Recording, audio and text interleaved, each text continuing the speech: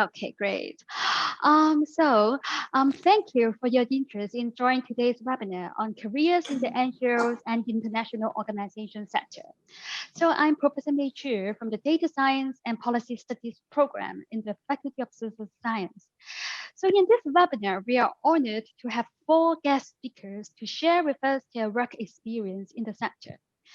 And they will introduce you the job nature and required skills to work in the NGOs and international organization sector.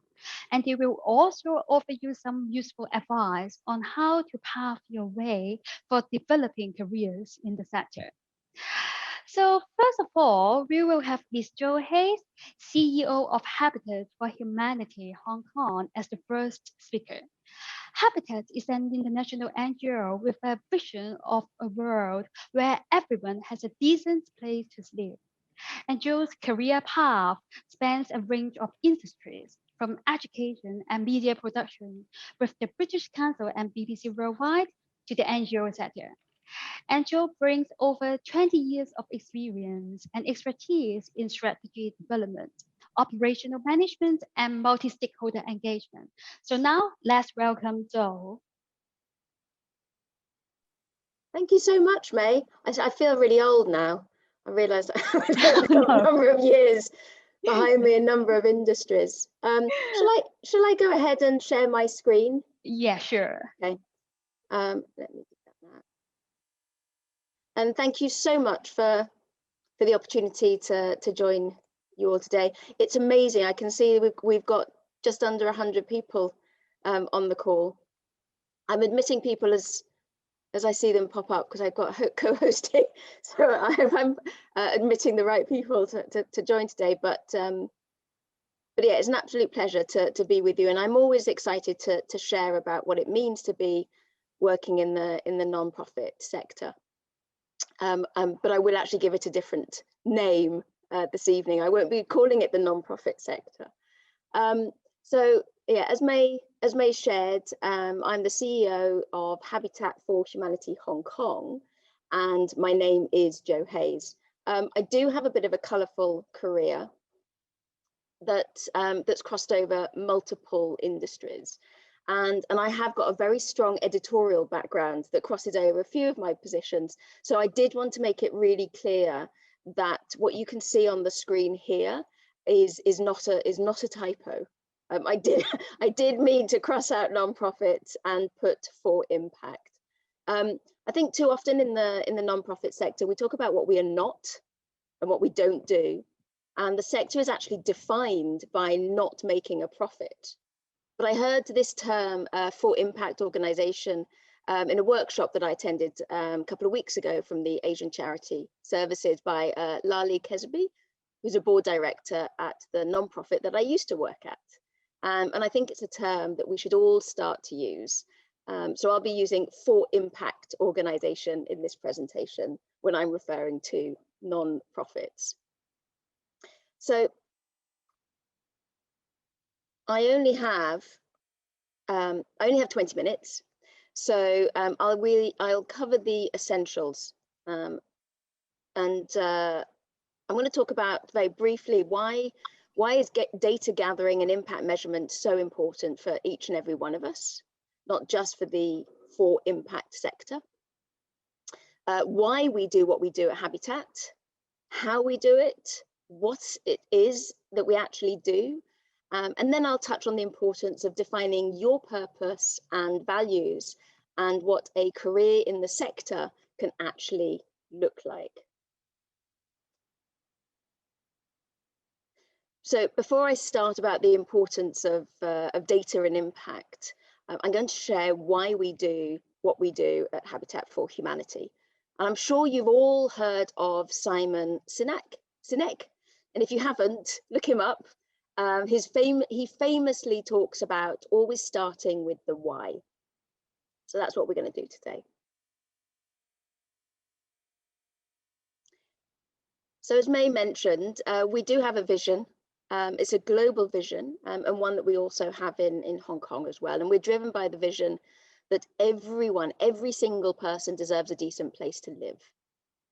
Habitat for Humanity has grown from a grassroots effort in the United States, founded in 1976, to what we are now as a global housing organization in over 70 countries. 1.6 billion people around the world live in substandard housing. That's the why. Hong Kong is ranked as one of the world's most expensive cities to live in, and with 20% of the population living below the poverty line, COVID has exacerbated the needs of the most vulnerable groups in Hong Kong. And the pandemic has exposed the extreme inequalities in the housing market. It's not just a public health emergency, it's also a housing emergency. And home is the first line of defense against the virus. Our local work in Hong Kong contributes to the 5.9 million people served globally over the last year by Habitat. Since we were founded back in 1976, we've served over 35 million people and helped them to build or improve their home. And these are big numbers, but we can never ever forget that each of these numbers represents a person whose life is positively impacted. So data matters, and measuring impact is really critical to ensure that you're making a sustainable impact in the world and making a difference. And I'm proud to share that, that recently in the Hong Kong team, I created a new role for us, and it's called Impact and Sustainability Manager. The job title is really important because it symbolizes how we as an organization are ensuring that we put both financial and programmatic sustainability into the core of our decision making, and that impact is right in the center of that. So why are numbers and data so important? Well, we've got goals we want to reach, we've got direction, we have a vision, and we're raising awareness, as many other organizations are, of the UN Sustainable Development Goals. For us in particular, it's SDG 11. That's the natural fit, although so many of these SDGs are related to housing as the core foundation of so many. But what you can see on the screen here is taken from an organization called Our World in Data. And I think it's a particularly interesting look at the SDGs, because what they've done in this exercise, they've identified what data is available around the world. They've broken down the UN targets that you can see, and they've provided indicators and the related data that is needed to track progress against the SDGs as we work towards that 2030 global goal. So how do we work towards our vision? We have a global strategy, as I mentioned, and this, no surprise that this covers 3 houses. We have a visual of 3 houses. We're a housing organization. It makes sense to us.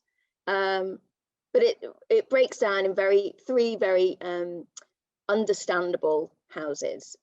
First of all, for house 1, that's around building community impact. We're talking about our programs and our direct work with all of our beneficiaries. I'm going to jump quickly to house 3. That's about building societal impact. And this refers to inspiring action for change in the community and building a global network of volunteers and advocates for housing solutions. So back to house number 2 and the arrow there that's pointing to that picture that was actually taken last week. House number 2 is building societal impact. Sorry, building sector impact. We actually started our House 2 journey 2 years ago in Hong Kong. We didn't really do so much with House 2 before around sector impact. But really it's talking about promoting policies and regulations and systems that advance access to adequate and affordable housing. And earlier this year, the government set up a task force for the study on tenancy control of subdivided units.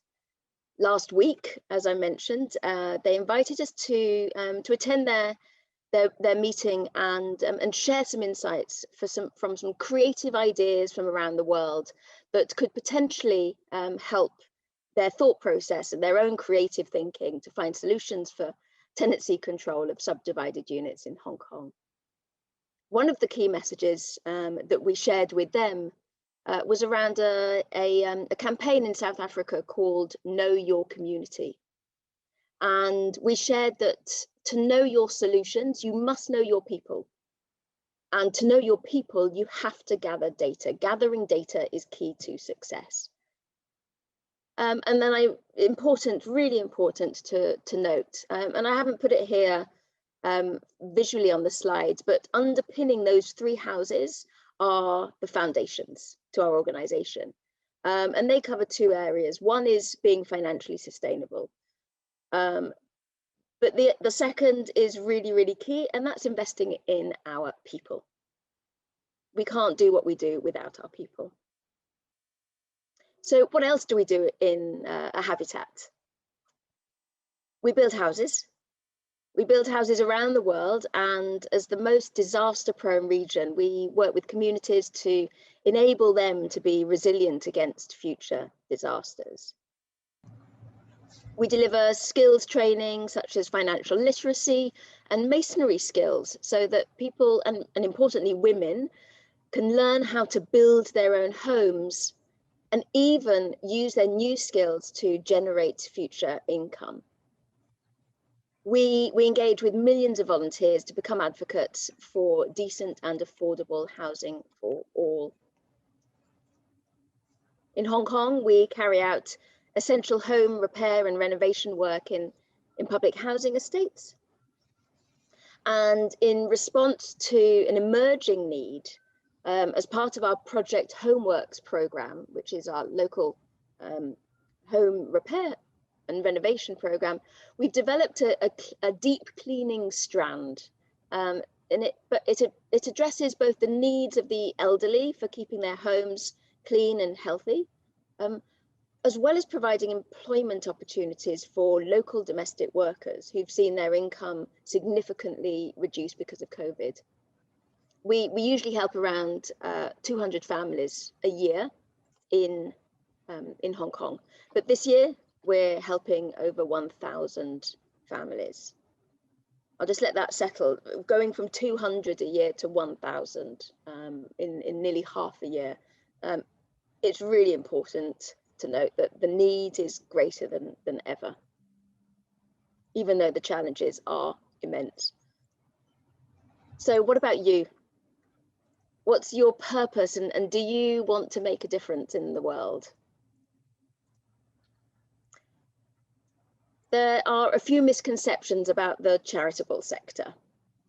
When I first joined the sector, the first question that I was asked was always, oh, is that a full-time job? Which used to get me really irritated. But I understand it a bit more now and I accept it. But my response is always, it's actually more like 2 full-time jobs. It's hard work, but it's so rewarding.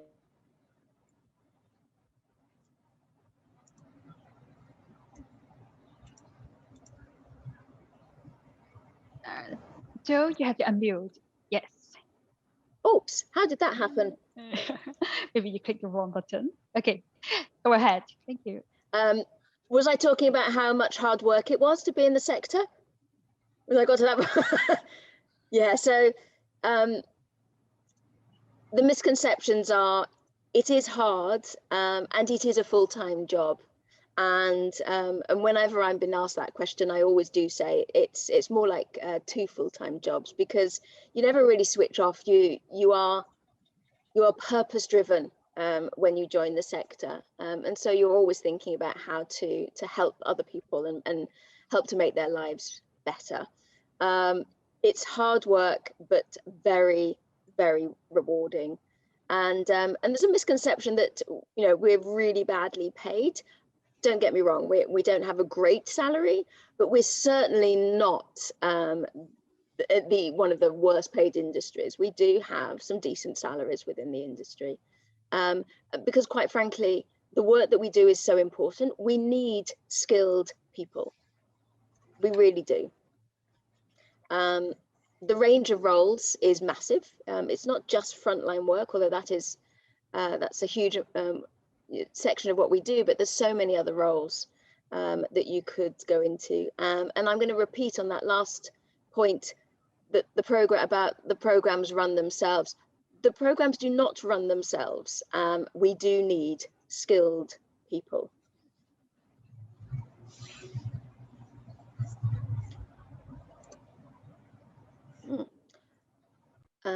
I don't seem to be able to, oh, there we go. So here are just a few examples of the type of roles that you can hope to have in a for impact organization. Can you spot the odd one out? Yeah. Give you a few seconds. Actually, it is not the odd one out. This is an actual, I was having a look on a UK charity jobs UK website a few days ago. This is an actual job, a puppy coordinator, which I think sounds amazing. But what I was actually trying to sort of demonstrate here is that, you know, non-profits or for-profit organizations, as with any organization in any industry, we need specialists in HR, we need finance specialists, we need project managers, operations experts. We definitely need specialists in data analysis and research, and the list goes on.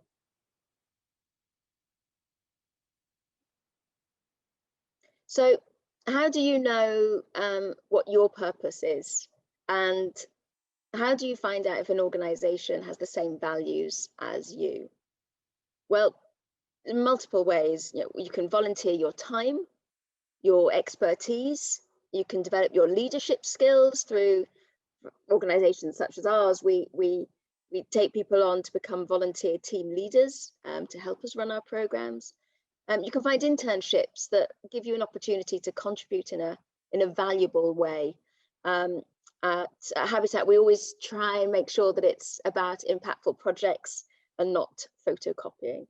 And it's really important that, you know, with internships, that you remain in connection with in contact with your organizations. We've just today offered a position to somebody who interned with us 2 years ago, and their report was a research report on advocacy and local housing policies. So I'm not just saying this actually is how you can lead into a future position with an organization that has the same values as you.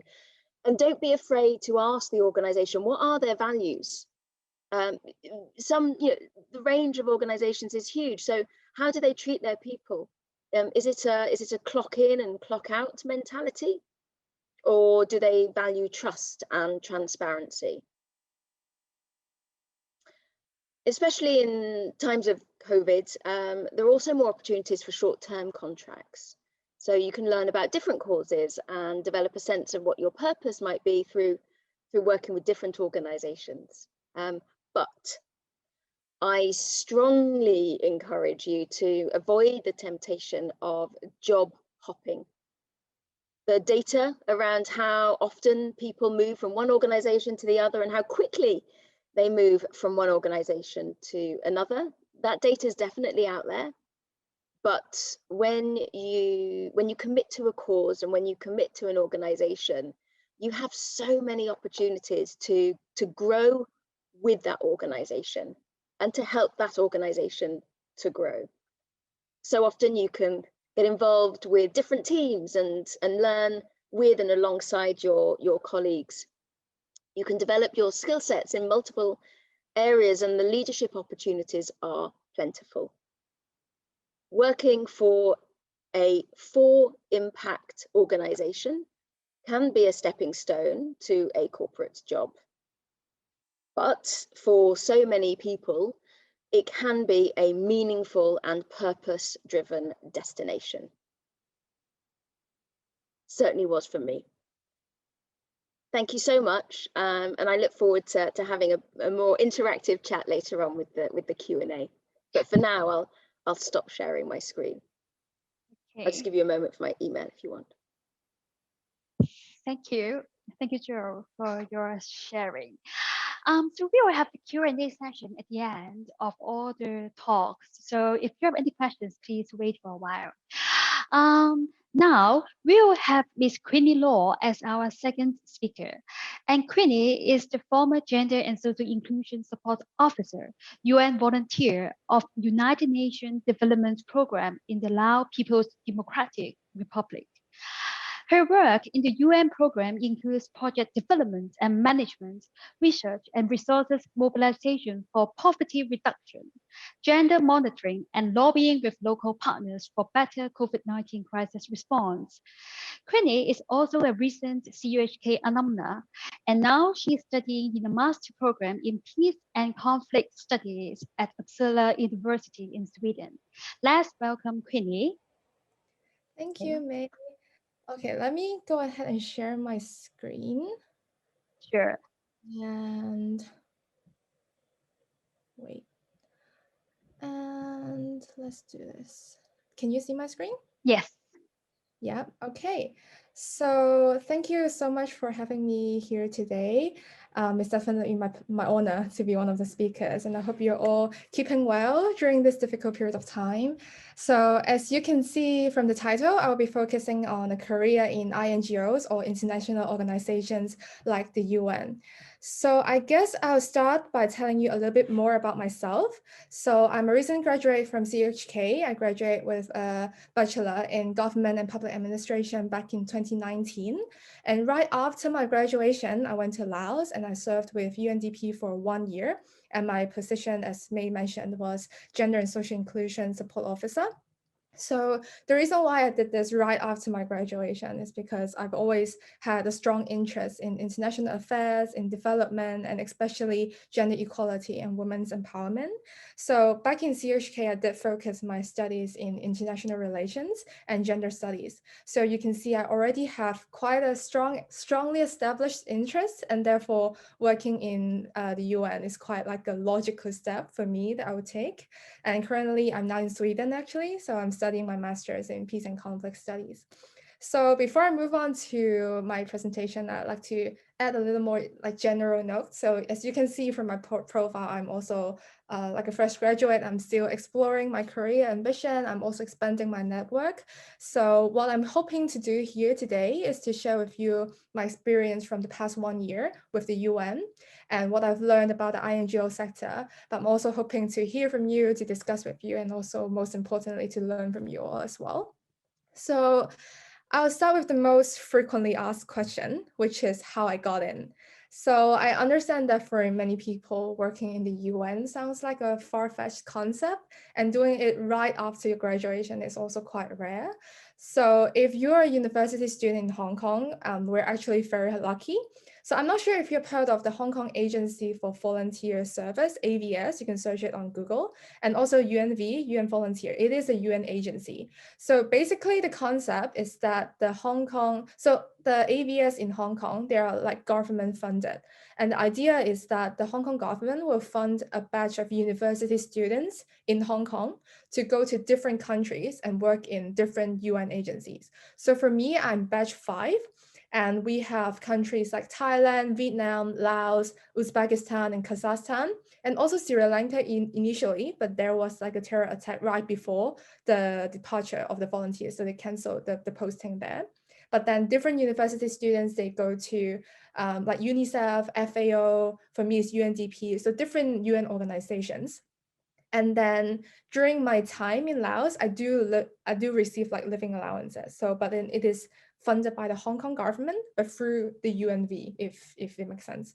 So you will have to, if you apply for the program, you will have to go through 3 rounds of interview. So first of all is the shortlisting by CHK. So if you're CHK students, you apply through CHK, and then the university will shortlist around 10 people. And then they will give your names to the Hong Kong government round. And then after you go for the Hong Kong government like interview, and then you go to the UN agency that you're applying to. So 3 rounds of interview. I got my result back in January. So like for the second semester of my last year, I'm already pretty set. So that was pretty nice. So What exactly did I do during my year with UNDP? So giving you a little bit of background about Laos, if you have not heard of Laos. Laos is a Southeast Asian country. It neighbors Thailand, Vietnam, Myanmar, Cambodia, and China. And it has been classified as one of the least developed countries in the world. It is a Buddhist country, and it used to be a French colony. So as you can see in the photo on the top right-hand corner, this is called the Petusine Monument, and it kind of resembles the Arc de Triomphe monument in Paris because they integrated both the Oriental and Western element. So the top kind of looks like the tip of the temple, but then the body kind of resembles like a Western architecture. So it kind of represents the mix of culture in Laos as well. The UN in Laos, we mainly support the localization of the 17 SDGs, especially integrating them in the national development planning. Fighting poverty and ensuring basic rights is a high priority because almost a quarter of the Lao population live in poverty, and estimated of 80% of the country lives on less than $2.5 a day. So in many rural areas, many people lack road, they lack water and electricity. So fighting poverty is something of high priority. And Laos is also an ethnically diverse country. We have 51 official ethnic groups, and they all speak different dialects. So ensuring equal participation of all individuals in the national development process is also of high priority. So during my year there, I was under the governance and poverty reduction unit. So I would say there are three main types of tasks. The first one is project management. We have around 3 to 4 projects under each unit, the governance unit and poverty reduction unit. In terms of the governance unit, we have projects that build the provincial governance capacity and enhance the basic service delivery, like birth registration or like marriage registration, those kind of like basic services.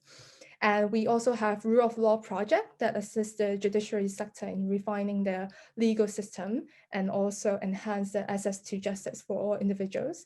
For poverty reduction, we have projects that focus on youth employment, some on vocational training for women, and one is about promoting Lao products to overseas markets. So project management basically would mean overseeing the operation of all these projects, liaising with local partners, organizing events and activity according to the project document. I would say this task is more about coordination because all our projects, we work with so many actors in the country. And it is also a more technical one. So it involves like budgeting, it involves a lot of writing and research and like just going to meetings, consultations, stuff like that. The second main task will be project development. It refers to developing proposals and contacting the potential donors that can fund these proposals. I have developed proposals on eliminating gender-based violence against women by strengthening the national governance mechanism and the legal framework. I've also developed a number of proposals focusing on the rule of law, on youth empowerment, and etc. So when we develop these proposals, we have to do a lot of policy research. We have to know what the current situation is like. We have to know what the problem is, who are our target audience, which province do we want to launch our project? Are there any other NGOs doing similar work so we can initiate a collaboration with? How is the policy environment looking like? What is the government doing about the problem? So all these questions have to be answered before you actually design your project. So a lot of hard work has to be done, especially me as a foreigner to Laos. I don't know the language. I have to give extra effort to do the research and to talk to people, to do consultation. So to form an actually evidence-based program that actually address the problem. So this is like the second main task. And the third main area of my work is about gender equality. So I am the gender focal point for the country office. So basically anything about gender equality would go to me. And it is also the UN's policy that all projects, even though it's not dedicated to the cause of gender equality, should have gender embedded in the project design and contribute to gender equality in some ways. So I will start to monitor and evaluate all the projects under UNDP Laos and see where we stand in terms of gender mainstreaming, what we've done well, what we have not, and then how can we improve it. So this is a more research and M&E work. And then during the International Women's Day this year, I was also in charge of a social media campaign. And I wrote articles about one of our projects, and I was also invited by the UNV office to write a blog post sharing my experience in working in the UN about gender equality issues. So both the article and blog post can be found online. So if you want to take a look and have a more concrete idea of what I've done, so you can also search for that. It's also in my LinkedIn, just so you know. So during COVID, back in March and April, I was still in Laos actually. And then I was part of the crisis response team. So Laos was doing fine regarding COVID, and there wasn't like any community transmission, anything like that. But the issue is the economic and social impact of the lockdown and the travel restrictions. And it was fatal to a lot of industries. For example, because of lockdown, we see an increase in domestic violence in the household. And then because of like the travel restrictions, the entire total tourism sector is suffering basically.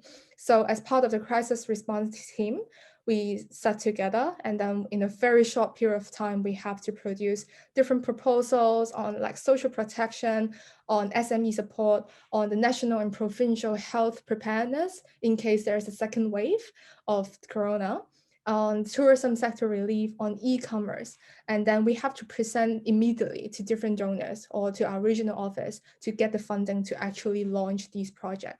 It was a very intense period of time. Usually, for example, when I was saying like we do project development, it can take up to like 3 months to actually research and develop a project. But then imagine all that is squeezed into like 1 or 2 weeks, because it is a crisis, it's a pandemic, and we have to move quickly. So it was a very intense period of time, but then it was also the period I think I improved the most to learn to be sharp, to be decisive, and to make things work. So this is like an overview of what I've done in the past 1 year in Laos. And I think in a more general term, INGO or international organizations like the UN work on a more so-called high-level kind of issues. For instance, we work on national policies. We assist the government in terms of the legal framework. We have a long established relationship with national governments, and we are also a trusted partner by the government. So therefore, we kind of act like an advisor to the government. But of course, we do launch local level kind of projects. So I would say it's a good mix of 2 different levels of work. So now I will zoom out a little bit to give you like a broader perspective of the INGO sector. And I think there are some points I've observed, and maybe it will be useful for you to know as well. So first of all is that there are a lot of options out there. When we're talking about INGOs, when we're talking about international organizations, the first one that springs to your mind is always like the UN, the World Bank, Asian Development Bank, these like big organization. But in fact, there are so much more interesting organizations out there. There are think tanks, and they're doing interesting things as well. So don't limit yourself to only like the renowned institution only. I think as fresh graduates, one common problem is that we don't even know what options we have out there. So I think one very important attitude is to be open-minded to all kinds of opportunity and keep exploring. And secondly, it is also important to know that the sector is very competitive. For example, if you're a lawyer, you are competing with lawyers from the same country or people who share the same legal system at best. But to work in INGO, the nature of the internationalized institution also means that you have to compete with people from all around the world. So, and for a lot of like entry level work, they require a master's degree. So I was very lucky to have got in the system with a bachelor only because of the UNV and the ABS program, and that I can have a taste of how it's like to work in the UN. But bear in mind that the sector is very competitive in nature, and the entry requirement is high as well. And then thirdly is the debate about the specialist or the generalist. Of course, I think one should possess the quality of both, but I did observe a trend that they start hiring more specialists. For instance, like a country like Laos, they always have flooding in the south during the rainy season or the droughts in the north at the same time. So we need someone who has expertise in disaster management, and it is probably not something that a generalist can learn on the job. So yeah, and also there is like a trend of evidence-based policy making. So if you have a skills in data collection, in data analysis, and making informed evidence-based policy choice is highly preferred. So for students in the data science and policy studies program, congratulations, you made a great decision, because it is something that I've observed these organizations really highly value. So if you have that, it gives you a great advantage on your CV. And I mean, it's important to possess quality of a generalist, that you're flexible and you have basic knowledge about different issues, but having something that is your expertise, that's something you're good at, is also a big plus. And the fourth point is a more general one. If you work in NGOs, be prepared for a rather unstable life, if I put it that way. There is an unwritten rule that you usually don't stay in one country for more than 4 years. So be prepared to be moving in different places very often. For 4 years, you're in Southeast Asia, and then you move to Africa for like 5 years, and then you move to like the New York to headquarters, and then you go back to the field. So moving is very often, and it's very common in the field. It really depends on you. Some people love it. Some people love to travel to different places to, have different cultures, but some people struggle a lot, because you just establish like a social circle, and then you move to somewhere else. So you can feel quite detached. So it really depends on you. And a lot of job is also contract based, some 6 months, some 1 year, with no guarantee of extension. It is not like a career in like a big corporate that, oh, I'm now in, and then I can have a very clear career ladder. It's not like that. So it's quite unstable, I would say. And lastly is just a more general point about being a fresh graduate. Be open-minded and be prepared to do all kinds of things. Of course, by all kinds of things, I'm not saying that, oh, if they ask you to make a coffee for them and do photocopying, there's obviously something wrong. But by all kinds of things, I mean, as like a junior level staff, you have to be prepared that they give you a wide variety of tasks. Some project management, some proposal writing, some lobbying, some budgeting, some procurement, some communications, human resources, anything. So my advice is just do it. And some might be boring. I really don't like human resources and HR work, but then it is something that you have to learn about, so you know how the organization as a whole work, and then it somehow benefits you as well. And lastly, I'll conclude with some tips on how to equip yourself for the field. The first tip is keep researching. As I mentioned just now, there are so many interesting opportunities out there waiting for you to discover. Google is your best friend. So take some time to do some research about what organizations are doing things out there.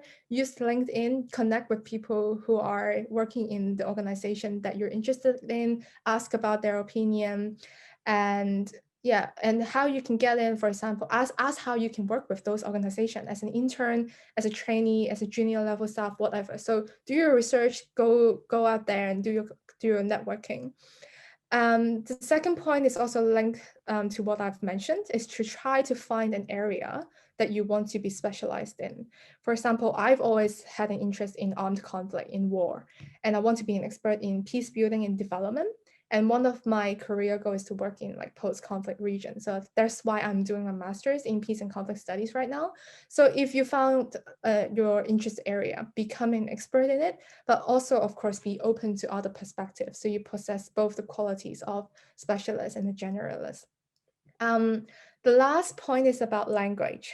If you want to work in a specific region, like Latin America, then learn Spanish. If it's the Middle East, then learn Arabic. If you want to learn, like to work in headquarters like in Geneva or some African countries, then learn French. For Central European countries, learn Russian. Depending on where your interest is in, having an additional language skill will be a big plus on your CV. This is one thing I regret the most, for not learning an extra, like a useful language. So I'm actually planning to learn French. So depends on where your interest is in, and then decide whether you want to do an additional language. So I'll end my presentation here. Please feel free to ask questions during the Q&A session. Type in the chat box. If it is a specific question directed to me, you can just type my name, but I'm more than happy if you just raise your hand and we can discuss as well. And if you have questions afterwards, please feel free to drop me an email or message me through LinkedIn. So I'll pass the time to May again, and thank you for your attention. Thank you very much, Queenie. As your teacher, I'm really happy to see your growth over the past 1 year. Excellent. Yes, for all the participants, you can actually now drop your questions in the chat box, and we will collect all your questions at the end, and I will ask for you. Or if you want to ask for yourself, you can just click the raise hand at the end of the talk. So now we will have Miss Karen Lau to speak to us, and she is a public health practitioner and is now working as an international specialist, UN volunteer at the WHO regional office for the Eastern Mediterranean. When she was in Hong Kong, she worked in the government and several NGOs focusing on policy research and advocacy, including Health in Action and the Hong Kong Council of Social Service. So now let's welcome Karen. Hi, everyone. Can you hear me?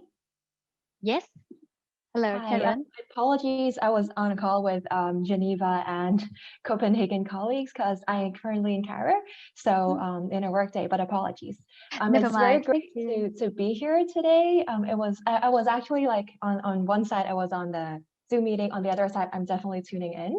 So it's been very exciting to hear from Joe and Queenie, especially because I've met a fellow UNV, Queenie. So I think it gives a very good context of the UN system and as well as UNV. So that would save a lot of, my time of sharing on the technicality. So what I think would be perhaps more useful would be I could focus perhaps a bit more on my personal experience and then perhaps validate a bit on what Queenie has shared, because I think it's a good fit where Queenie shared on how you started off as a fresh graduate into the UNV system. And for me, I've been working for 5-6 years now. And then I joined as an international specialist as a UNV just 2 months ago. So I think that would be a good transition. So let me share my screen.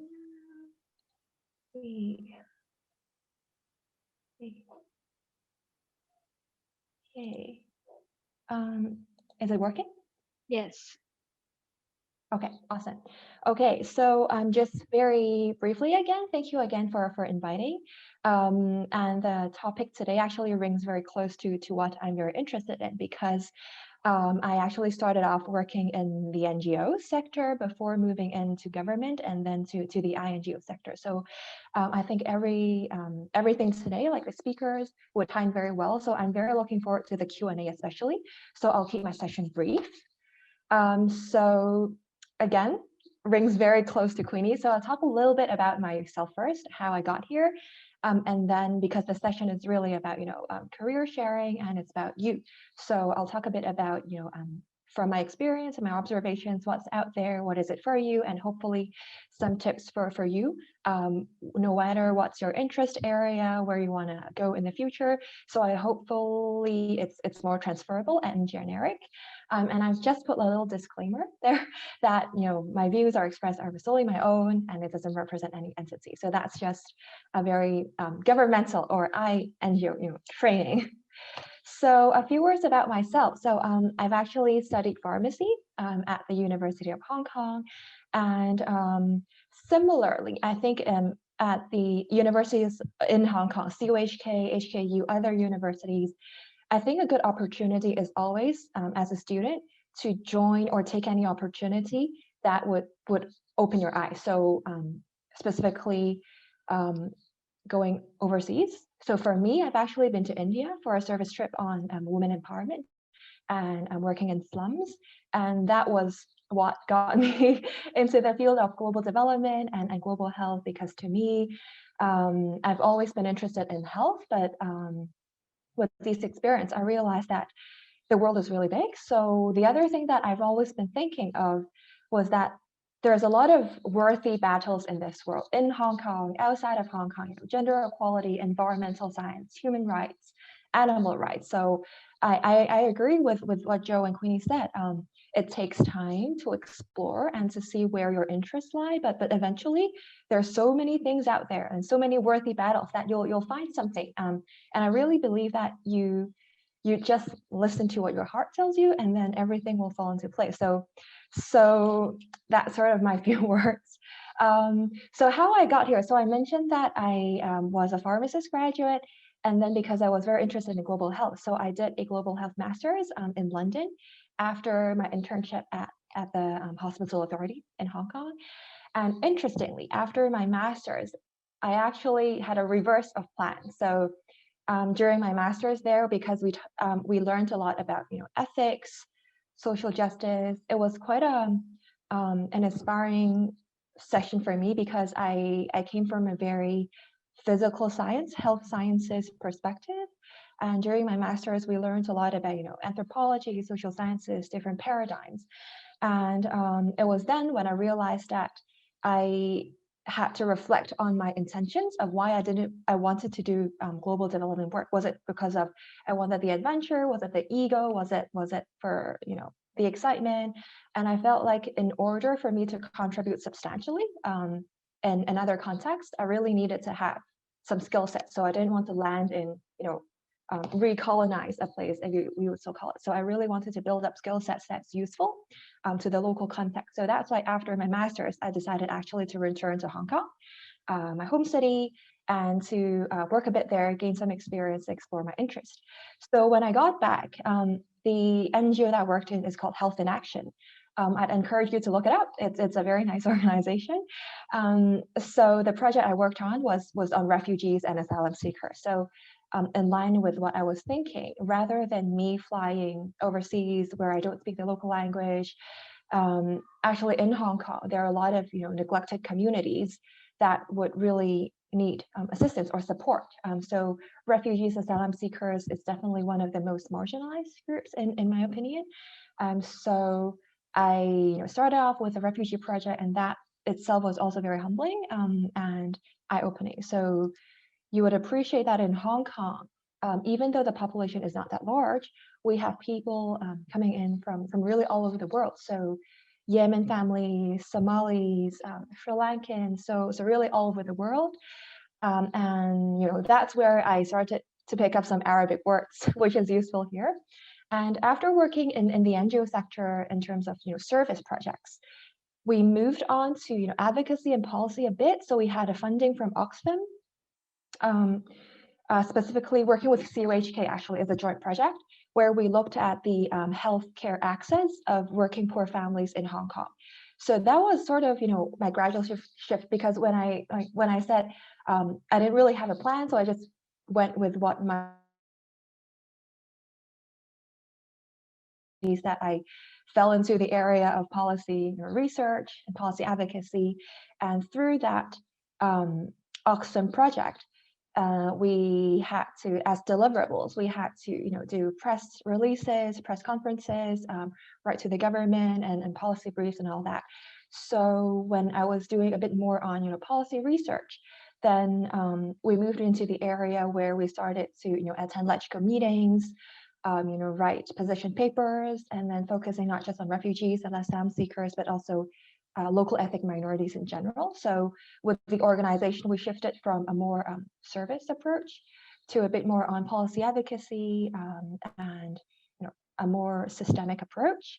And that was also how I had realization or personal reflection that in order to bring about systemic changes or sustainable durable solutions, we really had to work with the government, with the states, charities, NGOs, definitely important to stick the bandage, to fill the gaps. The government cannot provide for everyone; it's always needed. But to bring about systemic change, I always feel like it's a good bridge. So today we have like the NGO and the international organizations. I feel like with charity, because we're very close to the ground, so we know what people we work with, their lived experience, their insights, their concerns, worries. So that's where I feel like we can really bring their voices to like what Queenie said, is not higher level, but perhaps a policy level, so that it would be really helpful on this note to personally to start off with working in perhaps a more frontline or ground level work where you work with communities themselves, so their their living experience, and that with that insight you bring into the policy arena, and I think that is really valuable because once I've left the NGO and I started working in the government, I felt like what was really helpful is to have that insight in the front ground. So when you start, because with policy work, it's a lot about, papers, meetings, draftings, meetings again, and it could be easy to lose sight of what's happening in the ground. So either you have, good networks, good partners, so you have to have some mechanism or means of communication, channels, bridges to keep yourself grounded. So that's how, I would think it's a good balance between, working perspectives. So after, NGO, I mentioned I joined the government as a policy analyst at the Policy Innovation and Coordination Office at the Hong Kong government. So that itself was an interesting role as well, because it's a new unit, and it's sort of a new try of the Hong Kong government to work across silos. So like, again, in line with SDGs, sustainable development, we realize a lot of areas are not bounded by policy categories. They're all cross-linked. So with PICO, that's the Policy Innovation and Coordination Office. So we try to work across policy bureau. So because of my background, so some of the projects that I worked most involved in were in the health policies and welfare policies, and we had to coordinate across different units. So one of the projects I worked on was around advanced directives, where in the hospital, so to legislate advanced directives. And with advanced directives, which means like before you become, for example, comatose or unconscious, you sign a paper to say that in case I become comatose, then I might want to, refuse life-sustaining treatment and all that. So we had to work with, interestingly, the fire services department, because they're the first port of call when you call 999. We had to work with the DOJ, so the Department of Justice, of course, the Health Bureau, Food and Health Bureau, so across different stakeholders. So again, I think working in the government was a very, very valuable experience, because coming from a civil society, activist kind of point of view, it's easy for civil society to throw things out there. So one of the insights is that once you start to think from the policymaker's point of view, then I think it helps refines the proposals that you recommend to the government, because in that way you would address some of their concerns. For example, a lot of what the government sometimes would think, some of their buzzwords would be read across implications, whether there's precedence, discretion. So once you have these concepts in mind, then whatever proposal you proposed would be hopefully more appropriate to the context and more likely to be considered. So again, that was an insight I got from the government. On this note, I never thought I would work in the government, so never say never. So with the government experience, so it was around like 5 years that I've graduated back then. So I felt perhaps I was ready to see whether I would return to my original, area of interest, where I wanted to work in global development and global health. So I started looking for opportunities, and I came across the UND opportunity to work at EMRO. So the photo here is actually, I think it was my first or second day leaving work at EMRO. So at WHO, maybe I could give a brief introduction. I think Queenie was very good that she introduced UNDP and UNB, so I'll skip that. So from the WHO side, especially with COVID, I'm sure everyone probably knows a lot more compared to even for myself 1 year ago. So there's 3 levels in the UN system and with WHO as well. So we have the headquarters in Geneva, and then we have the regional offices across 6 regions, and then we have country offices. With WHO, we have country offices in over 150 countries. And the level that I'm currently placed is the regional office. So I'm at the Eastern Mediterranean Regional Office, abbreviated as EMRO. Within EMRO, we are situated in Cairo. And so this is the Cairo sunset. And we look at 22 countries in our region. And I think interestingly, our region, I think I would personally think would need all the help they can get. So a lot of war-torn countries are here. So Syria, Yemen, Iraq, Afghanistan, Sudan are in a region, and the 2 polio endemic countries, Afghanistan and Pakistan as well. When we talk about polio eradication is also in our region. So in terms of the geopolitics and the cultural context, I think it's a very dynamic region. And when Queenie mentioned, I agree very absolutely that no matter which background you're from, so Queenie might know more, on public policy side. I come from a very health background, but I think no matter you want to work in international NGOs or even in Hong Kong, I feel like it's very important to understand historical context and political context because we're all situated in sort of the wider society. So the policies that we propose, work on, is always embedded in society. So I'm reading a lot on Middle East history and everything, but I feel it's very important to have that knowledge in mind. I'm aware that I'm taking a lot of time in this part, so I'll speed up. And the other little anecdote, because COHK mentioned that, we have little anecdotes you could share with our participants today. So we have masks. So to walk the talk, so we're very cautious and serious about mask wearing. So this is like version 1 of our Embryo mask. So they keep actually making different kinds of masks. So some of the interesting dialogues I've been having with my colleagues is to have like mask exchanges in terms of sharing the different types of masks we have. So from Hong Kong, because the Hong Kong government has that CU mask that the government officials wear a lot. So I've been sharing it with my colleagues, and then they're also sharing their masks from Lebanon, UK, everything. So it's an interesting time to be at WHO during COVID, but I also think it's more relevant. And I feel like partnerships, it's really like a solidarity because we really are in this together. So yeah, there's a lot to talk about. So maybe if anyone's particularly interested in the experience, we could share more in the Q&A, but I'll be moving on from this part. So the second part would be briefly, so what is out there for you? So I would assume that our participants today who've joined the session are probably interested in NGOs and international organizations a bit more. So it's great that, again, Queenie has done like a brief introduction of the UN, but again, definitely the UN system is really huge. So here's the latest organizational chart in the public domain. It's a huge entity, a lot of different organizations. So there's different names. So for example, WHO is called a specialized agency. For example, the UNICEF is called a fund. But basically there's lots of different entities and different types of work. So some of them are really focused groundwork, like UNHCR. They run refugee camps, they deliver services. With WHO, we're more on actually a normative and technical side. So we support country ministries of health, especially developing guidelines, providing support they need. So depending on which agency and your area of interest, there's a lot to explore.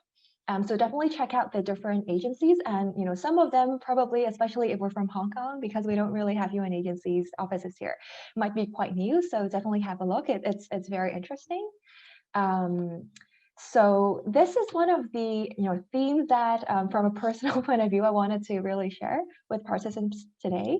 One of the recurring themes or insights that I really had so far throughout my brief career is that from quoting Alexander Fleming, who discovered, not invented, but discovered the penicillin, like the pharmacist side of me coming in, is that one sometimes finds what one is not looking for. So the story very briefly of penicillin was that it was a mistake.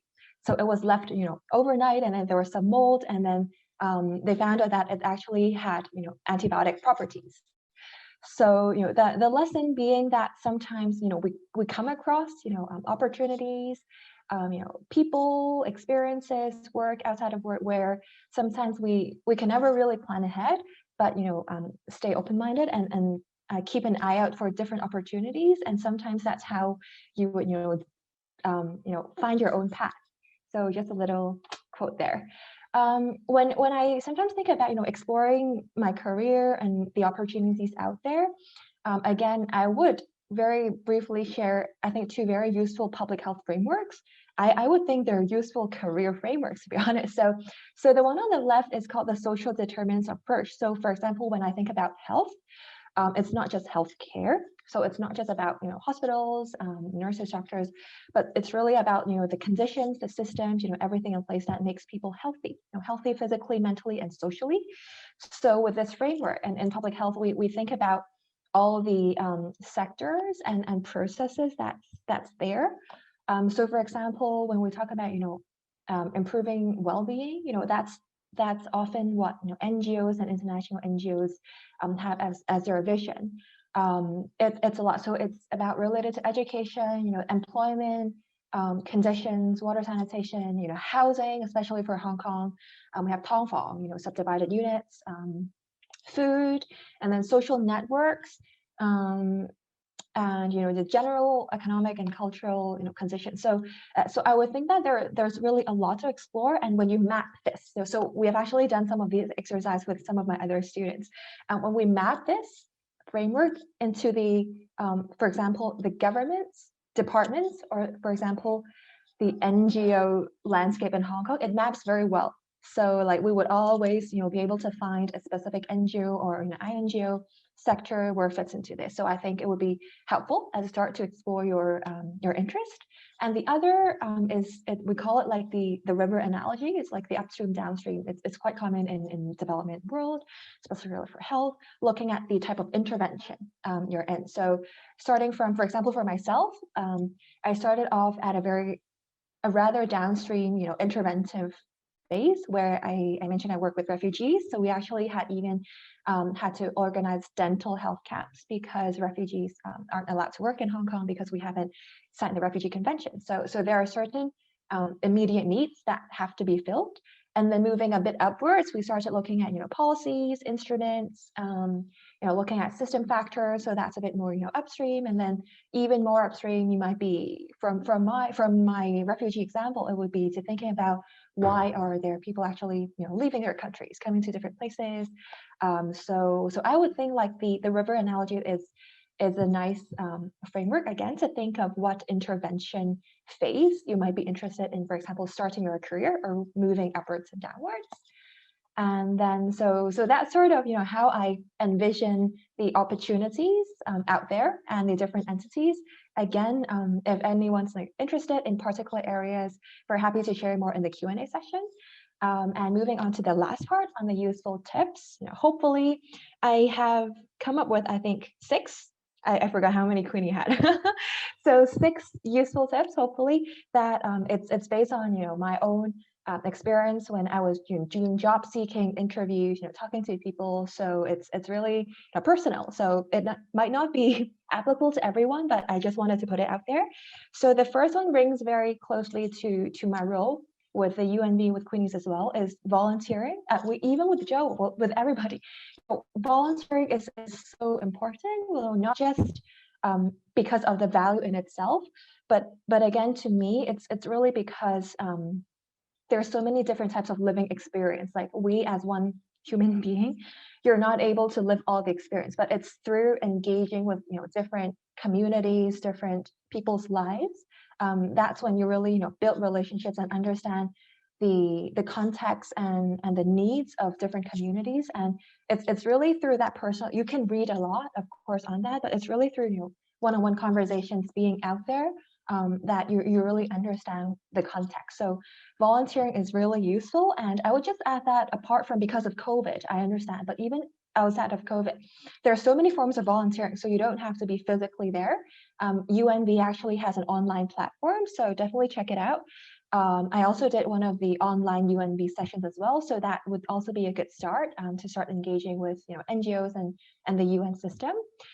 And the second tip I had was, it's interesting. So as you start considering how you want to develop your career, I think a useful way is to look at JDs, so job descriptions of positions that are posted, because in the JDs, we would list out the requirements in terms of education, work experience, for example, language, technical skills, everything. And when you look at positions that you might envision yourself, working in 5 years, 10 years time, you would know the things, the skills, education that you might want to start acquiring. So it's okay to look at jobs, like 20 years experience is not for me now, but no problem. Look at it and then see what they're looking for so that you can start building up your own profile. So look at JDs, that is definitely helpful. The third tip is it's very simple. It's subscribe to newsletters. Subscribe to Joe's organization, to organizations that you're interested in, because I found it very helpful because I subscribe to all the newsletters and Twitter, LinkedIn pages of organizations I'm interested in, because that's sort of how they put things out there. How what work these organizations are currently on. Any new areas. So it's useful to be on the updates of what organizations are up to right now. So that's a very simple and useful tip. So I realized that a lot of, in Hong Kong, maybe we don't use newsletters that much, but across, organizations out of Hong Kong, it's really how people connect and communicate. So that's a simple but useful tip.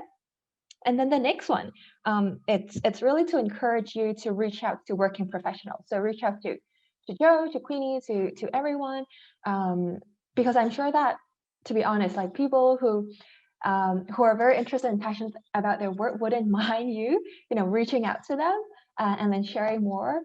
Because even today, I would really hope that everyone here would be able to find what they're passionate in, and then it's sort of a helping community, I think. So definitely reach out to people who you think their profile are interesting, or you're interested in either their work, their organization, even how they got through interviews, anything. So I think that would be really useful, and then also to start building up some of the connections in the development or NGO field as well.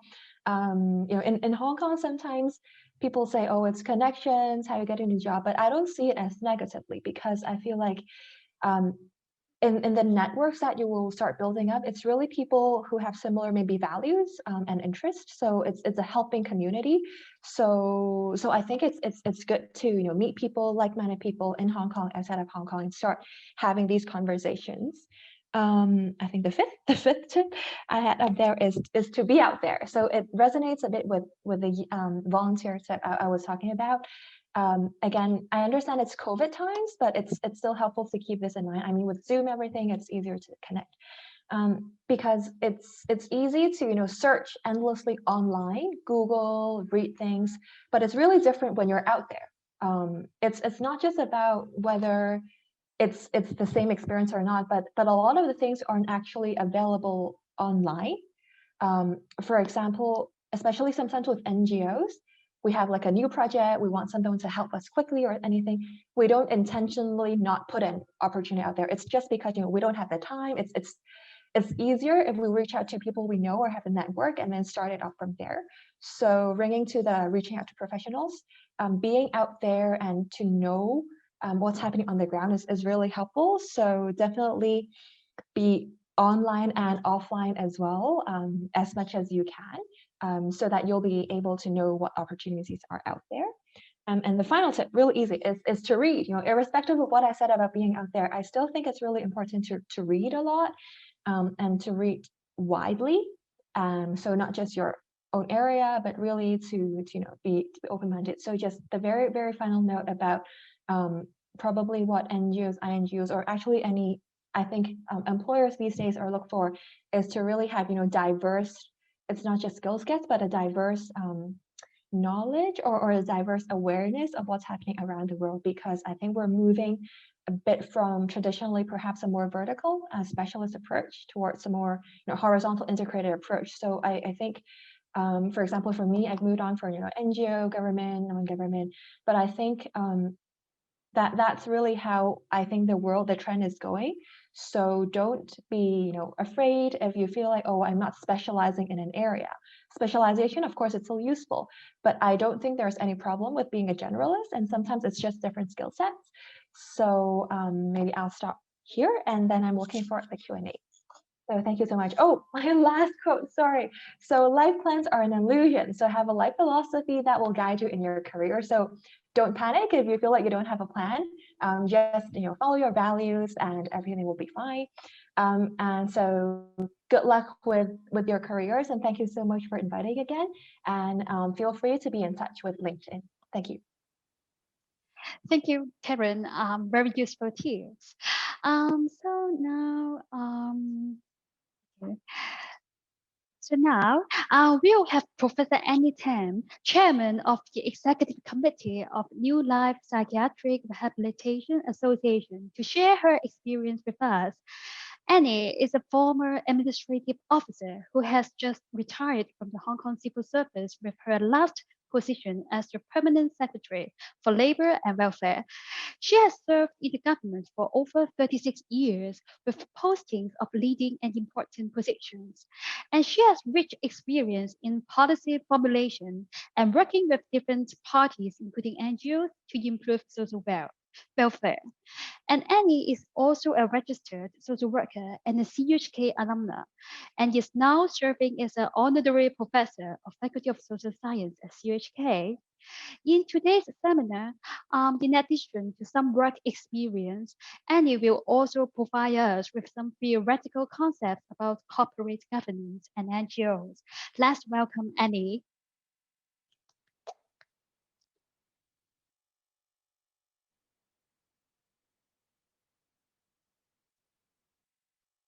So Annie, you can now unmute.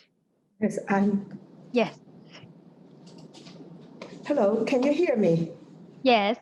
Okay, I'm sharing the screen. I'm a little bit worried that I may not be able to do so because I'm not technically competent, as always. We can see the screen. Perfect. Okay, thank you. Yeah. Okay, thank you, May, for having invited me to this webinar. I really like the topic called Careers in NGOs and International Organizations and Work for Social Good. And actually, on the international organizations, I've learned a lot from Queenie and Karen, which are very new to me. Those INGOs are very new to me, although I learned a little bit from the paper. Now, today I will focus on the local NGOs. Now, let me see if I can move the slides. Okay, now why we're here, of course, this is why we are here. I will focus on the local NGOs, as Karen and Queenie has already talked a lot about the international NGOs. So I understand that a lot of students are attending this webinar in order to understand the job nature, required skill in the daily operation of the NGOs, and prepare themselves of how to serve in the NGOs in different capacities. Since the two speakers already declared introduced themselves, I better declare my interest that this is the first thing that we would need to do whenever we attend an NGO meeting. Okay. Now, I personally, May has already introduced my past experience. I'm talking about more the current local NGO experience. I'm involved in 10 local NGOs in Hong Kong, and include, of course, the New Life Psychiatric Rehabilitation Association, which I'm the chairperson. And I devoted a lot of time to this voluntary work. And then I'm also involved in a lot of youth work because I'm very interested in the youth work in Hong Kong. So you'll see that I'm working in a number of youth NGOs, including some which are specialized in, for example, residential service for girls who cannot come to live with their families. And also I've involved in 2 educational institutions, the Dong Hwa College, as well as the Hong Kong Youth Space alumni. And two other very specialized, one is the Hong Kong Housing Society, which I will touch upon, as well as the Hong Kong Breast Cancer Foundation. As a woman, I'm not a survivor, but I was somehow involved in this Breast Cancer Foundation. And I think that this is a very useful and meaningful work that I can get involved into. Okay, as May has said, I was involved a little bit in the academic side, and this is my famous or very usual slide that I would introduce my policy in order to understand a little bit about the interaction between the society and the NGO sector with the government. Of course, the NGO sector is very important, it's part of the society. Of course, I noticed that Joe called NGOs no longer as NPOs, but call yourself for impact, which I fully appreciate the reasons. But it's still very common in Hong Kong to equate NGOs with NPOs. So I still use the older term of NGOs, NPOs, and also social enterprise, of course, is one of the so-called social innovative way of having some impact on the society. So the interaction between the society, particularly the NGO sectors, as well as the government, in order to meet social needs, and then the ongoing interaction to meet the social needs will generate policies. And there were, of course, the context that some of the speakers have been talking about. So today, the focus is on the NGOs or NPOs, or for impact organizations, as Joe has mentioned. Okay, now because of the time limit, I will not go to the definition of the NGO, but as a part-time lecturer, we always want to start with some definition of what is NGOs, but students can go to the website or other websites to look at what is the definition of NGOs. But basically, I myself will use it very loosely as to mean organizations which operate independently of the government. Despite that, those NGOs may receive funding or support from the government, but they operate independently of the government. Now, of course, then most NGOs in Hong Kong are actually incorporated under the company ordinance. They call themselves private companies, including the New Life Psychiatric Rehabilitation Association, which I'm now saying. And some, of course, are statutory. So most of the NGOs in Hong Kong are actually following the company structure and incorporated under the company ordinance. But we all managed to get the Section 88 status, which means that we're exempted by the Commission of Inland Revenue from paying tax, and in recognition of our charitable work. So normally, Section 88 status is very important for local NGOs in Hong Kong in order to gain the general recognition that we are doing charitable work. And most NGOs are doing community work. Now, they also need to interact with the government on a continuing and ongoing basis and involved in the government's governance as well as politics. Now, I will quote examples since a lot of speakers have been talking about the social welfare side, and I'm a registered social worker, and therefore I will use the example. There are many NGOs in Hong Kong, but one of the group of NGOs are doing welfare. And most of them become members of the Hong Kong Council of Social Service, I think, which Karen has worked with for a while, is that, if I heard it correctly. And then according to the CEO who had recently came to talk to the students, he said that there's over 490 agency members and about 3,000 operating agents. So there are quite a big group of NGOs working on the welfare side. Now, what is corporate governance is basically, I will not show the video because of the time limit, but basically governance is now a very fashionable term. Now we're talking about from government to governance. And of course, we are also talking about corporate governance of the NGOs, particularly for those subvented NGOs who have received funding from the government or from Jockey Club or other sources. People expect them to be accountable for the political resources. So if students are interested in this topic about corporate governance, they can refer to my video or other videos available so that they have an understanding of corporate governance. Now, in my lecture, I will cover a full lecture on corporate governance, so I don't have time for this. Now, the importance of local NGOs to have governance is already highlighted in the ICAC's best practice checklist, is that because we receive also public funds and we have a public accountability issue. And the issue about good governance is always close to the heart of the NGO. So this is one of the areas that NGO has to work very hard into. One of my missions of working in the New Life Association, I will make my pledge that in my following years, I will work on wholly the corporate governance as well as the professional governance, the services. That's all I want to do. So, and of course, government, the Hong Kong SL government is very interested to getting good governance, particularly for the subvented organizations. So they issue a guide. For students who are interested in the corporate governance, they can look into this guide. I've given you the website link. And then the key principles of good corporate governance, as outlined by this guide, is to focusing on your purpose and the outcomes for the citizens and service users, perform clearly and effectively in your functions and roles and promoting values, as well as taking informed, transparent decisions and managing risk, developing the capacity and the capability of the board to be effective. The board normally means a governing board, or engage stakeholders and making accountability a real issue. Now, students who are interested in the corporate governance will have to look into the model or other models. This is the model the government advocated in doing it. So the most important part you can see is the components, is the board. The board is normally called the board of directors or called executive committee in some of the NGOs, which is the governing board.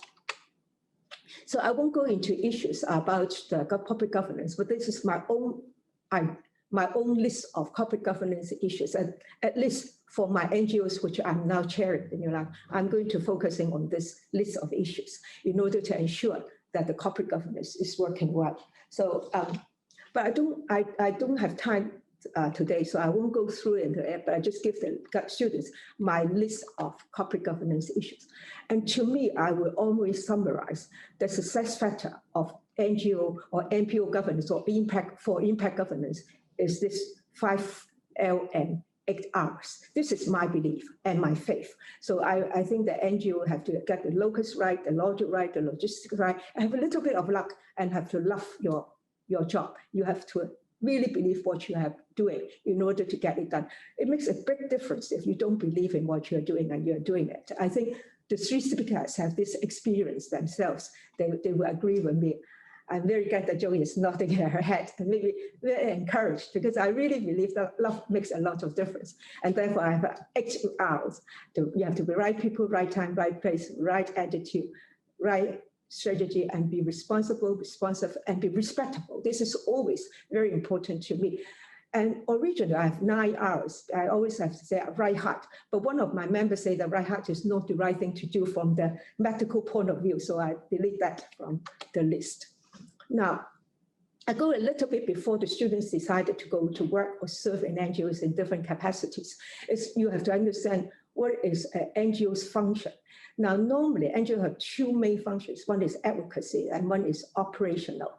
So on the advocacy side, I will not spend time today, because if students are really interested, the United College is very generous in agreeing to share an interview video, which the students themselves, a group of my students, interviewing the CEO of Hong Kong Council of Social Service, Mr. Choi Ha-wai, just a few days ago. And Mr. Choi talked a lot about the advocacy part and how he actually engaged the so-called advocacy through practicing strategy of Hong Kong CSS.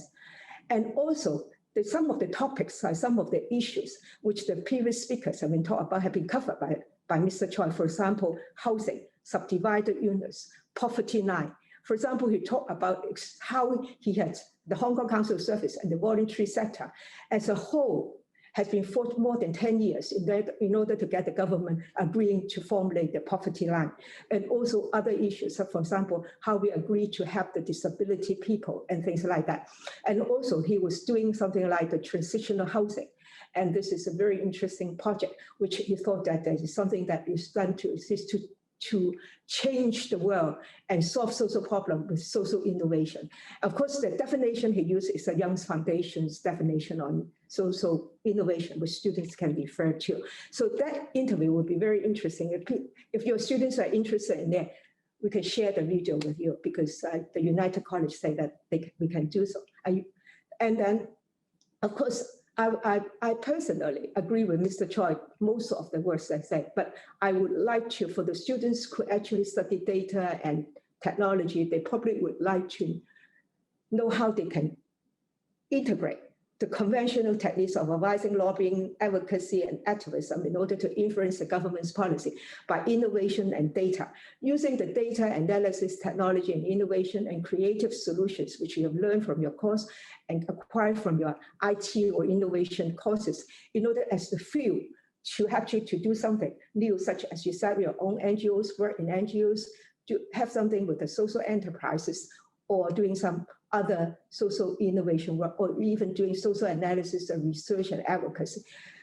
Now, Mr. Choi believes that nowadays we should practicing advocate by practicing, which I also agree. If you want to make impact, you have to experience new policy and lead the government into the policy directions that you want, or moreover, create a social value, co-create a social value with the society, so the government would have no reason of not adopting what you are advocating, because that is already the social value that the community has adopted.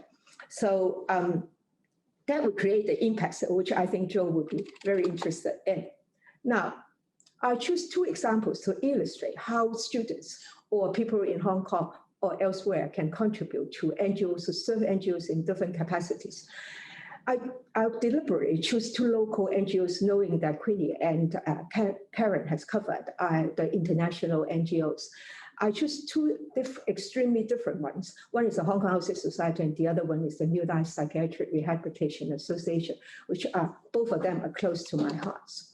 Now, Hong Kong Housing Society may be very new to some of the students, who are, particularly for those students who are not working on the construction side. They are basically a very old organization, which started up in 1948. Their main objective is to help the government to solve the housing problem. Okay, and because the government is basically doing the public housing side, and therefore they are trying to do something which the government cannot do. And so now they basically is a housing laboratory. So they managed to do a number of things in the main schemes, which I talk about: rental housing, rural public housing, urban improvement scheme, flat for flat scheme, sandwich car scheme, full market value development, urban renewal projects. Now, the interesting thing is about they actually can manage to do something which the government cannot do, and nobody in the government is doing, like the elderly housing. For example, therefore they have the elderly housing projects, like the senior citizens residence scheme, subsidized self-rest schemes for this, what they call SEN scheme, the Tanner Hill project, and some of the social projects which they are working with the NGOs in order to improve the lives of the elderly, particularly the elderly residents living in the estates. Now, putting in my ship, the Housing Society is part of the community, and they are trying to do a bridge between the government and private housing in order to resolve the housing problem. So they're trying to experiment, as they say, that they advocate through practicing, and therefore they call themselves the housing laboratory. So one of the things, this is the mission and value table. Every NGO have to be guided by the mission and vision. Mission is what they are doing. Vision is what they are aiming to do in a long time, in a longer term. And value are those things that they believe that those are things which drive the mission and the value. Now, because of the vision and mission, because it was a big organization dealing with housing issues in Hong Kong, they have a very complicated corporate structure. This is what, if you're talking about governance, the corporate structure is the first thing, because you look at the guideline, they will always tell you you should have a board. In this one, they have a two-tier one. They have an executive committee and a supervisory board and many subcommittees, and then with the CEO and the executive director with a team working to that. If students are interested, they should be looking at what the CEO and the team are doing in order to see whether they can find a job which they are interested in doing in serving this sort of organization. Now, so I tell you, if you look at those things, like what are they doing? They're doing planning issues, they're doing finance, they're doing IT, they're doing human resource development, they are doing, of course, construction and development, and they are trying some interesting projects like elderly services, and also some maintenance. So depending on the students' areas of expertise, you can choose an area of work that suits your interest. If you're interested in social projects, you can talk about elderly health services and other social projects which they are doing. For example, they're doing about promoting mental health of the elderly residents in their estates. If you are interested in, for example, IT, you can work in that. They actually provide them some IT internship for students. If you are interested in doing something planning or doing something very innovative or helping the organization to do something about the corporate structure or doing something innovatively, then you can join their so-called business innovation team in order to give you ideas of how to do it. But if you're really very technical, then you should try the internship and do some, for example, IT and data collections or research teams. Of course, if you're really liking to do minutes taking, they also have a division of taking minutes and train you to be very good in serving committees. Okay, so they have a number of jobs there, although it's a big organizations, but the number of staff they have is 1,368 as at the end of that financial year. And then, of course, you can talk, there's a diversity of jobs that you can do. You can join the Chief Executive Officer's office to do some really policy making work, or trying some internship on helping to do policy making, or you can do corporate planning, or you can join some development projects, or trying to take care of the data collections and research. And very interesting, some universities like Hong Kong University, the University of Hong Kong are helping them to do some of the research. You can also help sponsor supervising them. Now, that is a big organization. I'm turning to a very, very specialized organization, that's New Life Psychiatric Rehabilitation Association. We do not have a grand history. We start very humbly as a mutual aid group of a psychiatric doctor taking care of their patients. And then after the patients have been discharged from the hospital, they have nowhere to go. And therefore, the doctor decided to have a mutual aid group with them. We start with some residential service, very humble cottages, and also a farm in order to give them some jobs to do. That started our residential service and vocational service. And gradually, we experiment new schemes. New Life is very famous of doing evidence-based practices. And in order to lead the rehabilitation, psychiatric rehabilitation side to new areas, like the ICs, like some community, integrated community service centers, which was something experiment by the New Life before it was regularized by the government. So we're a moderate organization, but we are very devoted to only one thing, that is psychiatric rehabilitation.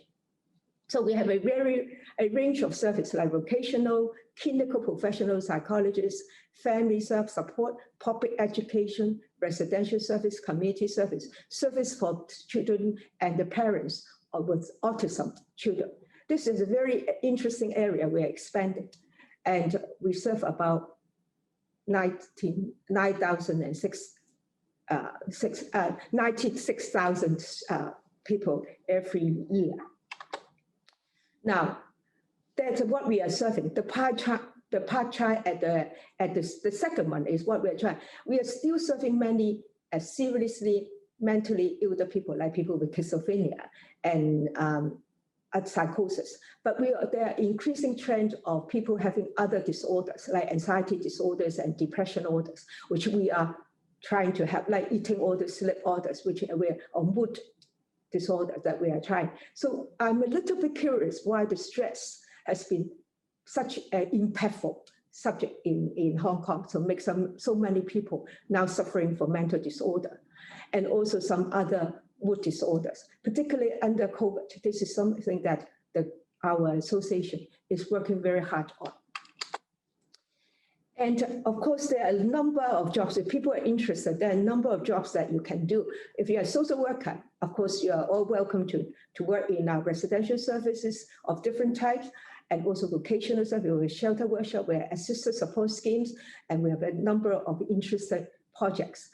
And also, if you are interested in community service of talking to people and helping the people in the community to make sure that their mental health is going well, or helping them to solve their mental health problems, then you can focus on our community service. If you're a clinical psychologist, of course, you are very welcome to join us. We have a strong team of clinical psychologists.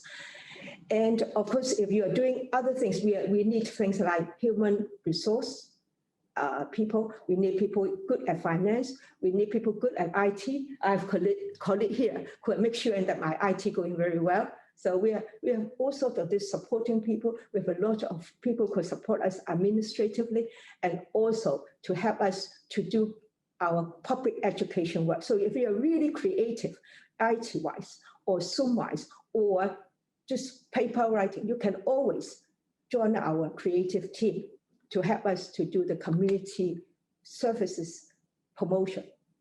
Now, this is an expanding area.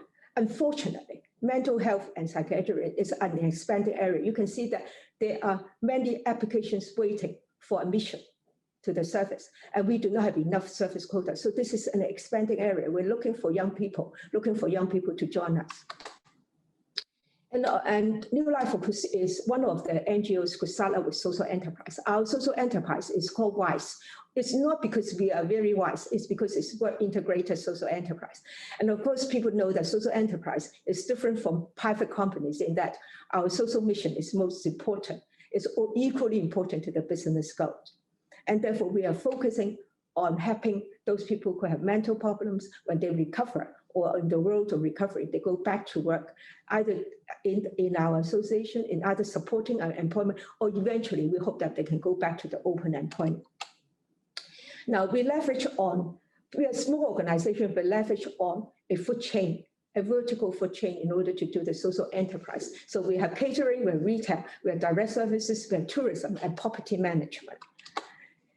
And you can see this brand, even in the Chinese University of Hong Kong, this is called 330. Many people have misunderstood whether it's 360 or 340 or whatever. It's just 330. 330, for those people who are familiar with Cantonese language, who understand it's Sun Samling. That means it's body, mind, and spirit. So this is our brand. And therefore, we have Cafe 330 in the Chinese University of Hong Kong and Hong Kong, the University of Hong Kong. We have Farm Fresh, we have Eco Tour, and we have the brand of Hopala, which is the red, black, and bright red and blue skin. So this is a blend of our social enterprises and Eco Tour. So I just, because of the time limit, I won't go into details of that. Actually, students who are interested in our social enterprise, we're doing some business work as well as we're serving a mission. You do not want to go to the private companies, do consider social enterprise. There are many NGOs like New Life operating social enterprise. We have to balance the business objective with the social objective in order to handle the double bottom line. And of course, under COVID, it is now we have to subsidize a little bit about the social enterprise, about 1 million every year nowadays. But hopefully we have the situation will go better, and then our social enterprise will be able to balance the social objectives and business objectives better. Now, I use my ship to explain the interaction between the New Life and the government. We're doing mental health. We support the government's two-pronged policy. We serve those people who have the need. We also talk to the community in order to help the community people to prevent themselves from falling into problems. And also, we have other things that we are interested. We are like to self-financing services that we are interested, and also some subvented services, and some service supported by Jockey Club. Jockey Club is a good partner of us. They normally support us very voluntarily in order to experiment new things for new projects for the government to take over. So we have a long-term relationship with them. So we also do mindfulness and peer support, and also we believe in recovery. A scheme. So we also do recovery action plan and things like that. And we basically believe in a recovery model in Hong Kong. We were one of the organizations in Hong Kong who championed the application of recovery model in Hong Kong. This is our vision. Our vision is a long-term inclusiveness and equal opportunities of people suffering from mental problem. But our mission is to serve them with our two important values is care for people and search for excellency. Now, our structure is a normal NGO structure. We do not like Hong Kong Housing Society has a two-tier. We have only one tier. The executive committee is the governing body. We have the chairperson as well as the directors. And then we have subcommittees to take care of them. We have a small group of presidents and vice presidents who help us to appoint the members of the executive committee and the CEO and staff. For students who are interested, of course, students can join us in the subcommittees as well as the executive committee. I will welcome them. I now have some professors sitting on them. I will welcome students if you're interested in joining one of my subcommittees to help me to do some of the work. You do let me know and self-nominate yourself. I'm sure that I will respond, okay? And if you do not have the time yet, then you want to have a career, then you look at what the CEO and the staff are going to do, okay? This is the chart which shows that what the CEO and the staff are doing. We blow up those divisions under the chief and under the CEO so that you know that the job opportunities, as I mentioned, then even if you are not a social worker, even if you are not a clinical psychologist, you can always find something interesting. For example, in an organization like the New Life Psychiatric Rehabilitation Association. So look at those areas. For example, if you're interested in working with people, you can do human resources. If you're really good at IT, you do IT. If you're really good at creative things and you do creative promotion for us. So you can easily find something you are interested. We have 1,277 staff. So some of them are professional, some are frontline, some are supporting, some are administrative. You can see the percentage and see which one you are interested. If you are interested, let me know. Okay, we recruit staff from time to time.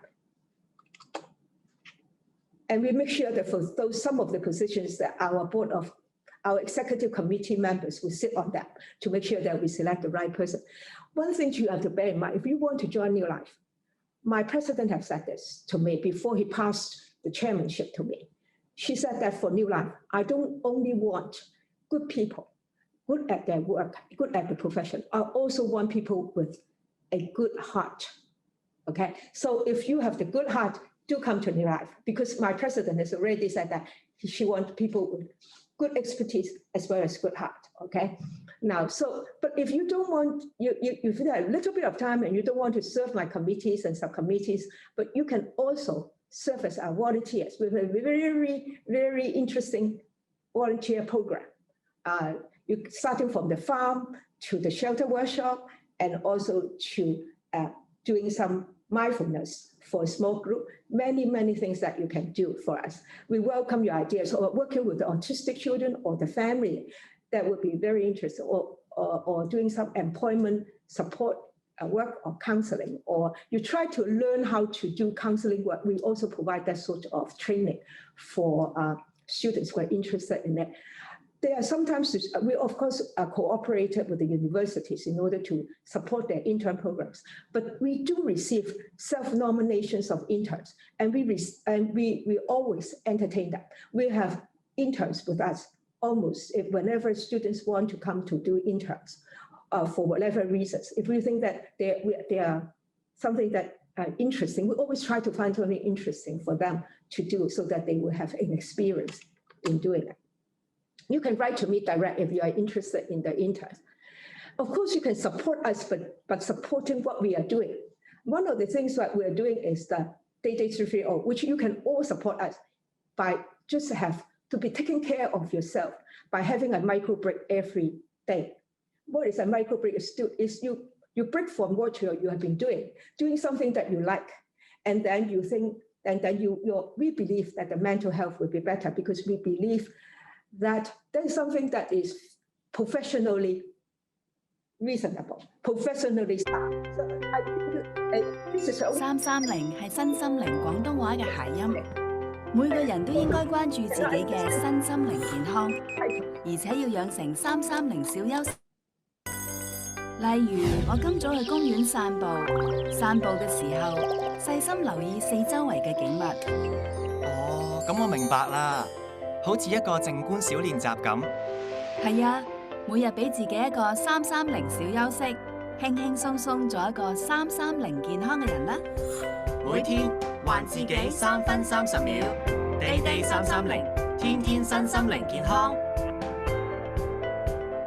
Our students can support this by practicing this micro break yourself, and then if you are interested, you can sign our charter to remind yourself to do it. For organizations like Joe's organizations, you can be our supporting organizations. You email me, and then we'll welcome you to be one of our supporting organizations. The MTRCA, Cyberport, a lot of people. We have more about 100 organizations becoming our supporting organizations. So if you are interested, you let me know. For Queenie and Karen, you can sign our charter and practice something you like. And then I believe that your 330 will be much better. Okay. Now there are some of the events that we're doing. For if students have some ideas, do let me know. Then we can include them. We have recently do a cooking exercise with a famous artist on how to promote 330. There are some interesting videos which you can find in our Day 330 center. So I will conclude the slide by saying that although I give a very rough background of some NGOs in Hong Kong, a couple of NGOs in Hong Kong, and I think students or actually people like myself can actually contribute to the NGO setup by, you can set up an NGO, a social enterprise. Actually, some of my students are going to set up an NGO. They told me that they're going to set up an NGO, and and actually there are some of my colleagues setting up a small NGOs on. One of my colleagues set up an NGO on storytelling to deal with anti-stigmatizing of people with on recovery. So it would be very interesting of setting up a small NGO. Social enterprise is a little bit risky, I tell you. Students may be interested in social enterprise, but you may lose money in it unless you, like New Life, like the COVID-19, we are subsidizing our social enterprise a bit. So social enterprise is a little bit adventurous, okay? And of course, you can be a volunteer, an intern, a trainee in an NGO sector. If you're interested in housing society, you write to them or look at their website. They always have openings. If you're interested in New Life, you write to me, okay? You can always support our mission. For example, join our 330, Day 330 picture. So even if you are small, we can make a big picture. At least try. Actually, I have to acknowledge this comes from one of, this slide comes from, apart the writings come from one of my colleagues. I have a lot of faith in kindness. And therefore, I always end up my presentation with this slide. Let the flower of kindness blossom in the heart. On this, I go back to May and happy to answer questions at the Q&A.